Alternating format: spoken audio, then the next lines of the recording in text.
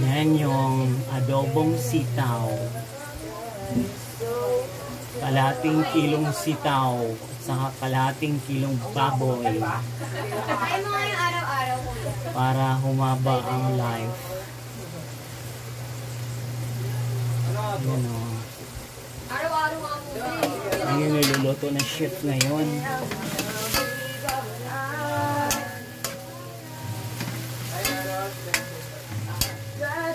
Kuya! Kuya! Bakit nag-ano naman siya? Hawakan niya, bibitaan na naman. Dami naman natilig. Hindi pa naman o. Gusto yun. Hindi mo kayo magaling kumanta. Adi wow. Dami sinabi nito. Wala mo kung galing kumanta. Wala mo galing niya kumanta eh. Nangyayiltok siya eh, no?